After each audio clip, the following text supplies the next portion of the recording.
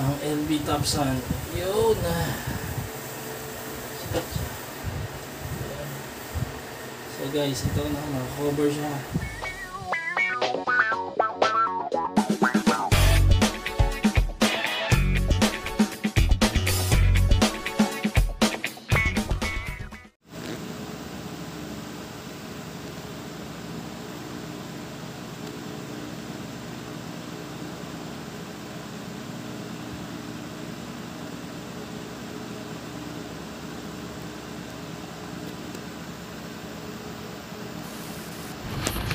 Madali lang sa kanya pero mabigat. Ito yung baterya ko. Dumating na. Ang liit pa niya. Ang bigat niya. Pastor Dad, it looks like it's heavy. Okay, ito na yung ating LB Topsun na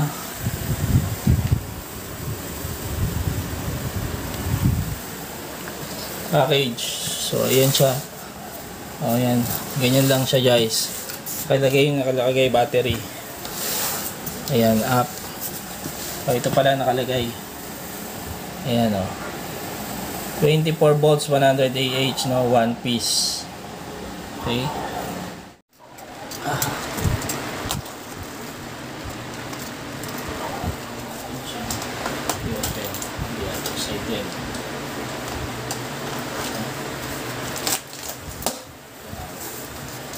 Okay. Ito yung ating okay.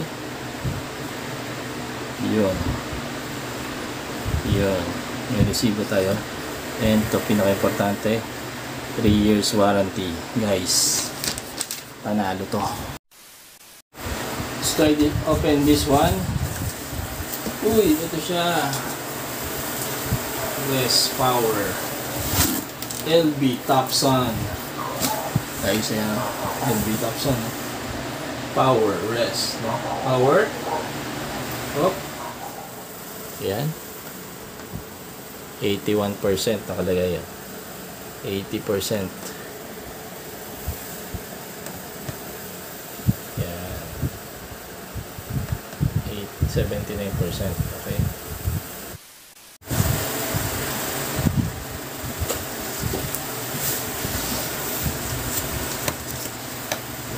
Maybe better.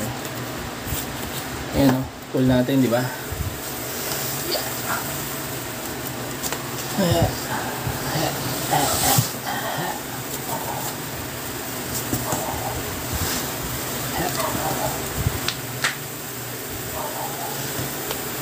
Ayan guys, kita nyo.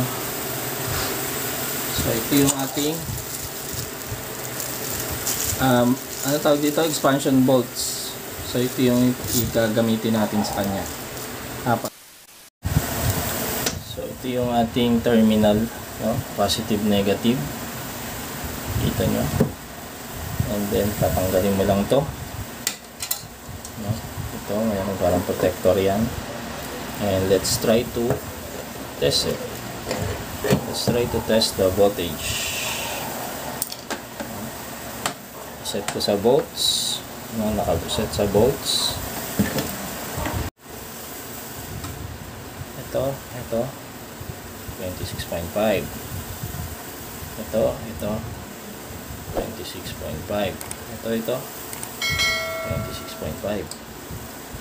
Ito 26.5. No? So, ito ba natin siya?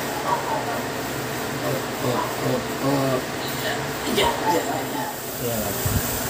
So, ayan yung natin niya. Wala yan. Ano lang to? Ayan. Ayan, di ba? Okay.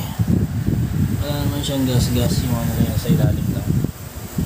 Ayan yung weld niya.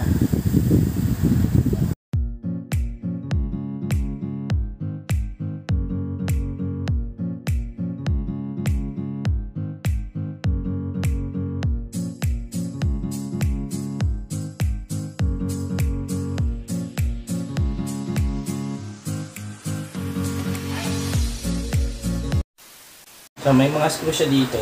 Try natin i-open to. Kung ano laman.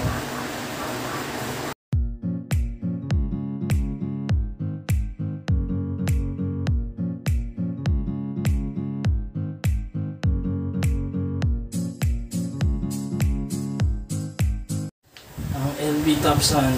Yun na.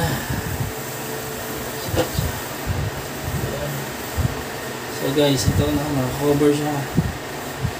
Ano lang siya, no?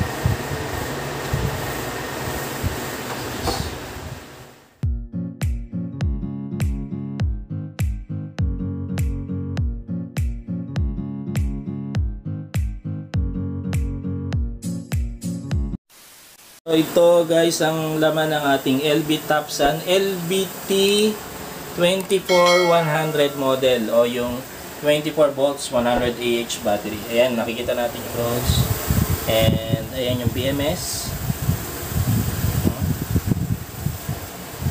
8 no, 1, 2, 3, 4, 5, 6, 7 8 no? 8 siya 2, 4, 6, 8 guys, oh.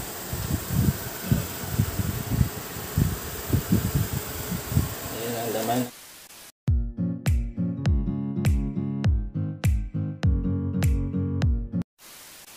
Okay, ito na yung ating 24 volts 100 Ah LB Topsun.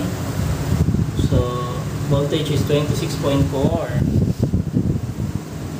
Tapos meron tayo dito pan-check ng voltage ng DC rin. Nakalagay dito 26.5 naman siya. So okay lang yung 0.1 difference, no? Pagdating dito 26.4 din siya. L50. And dito sa ating sakto 26.4 volts. Okay.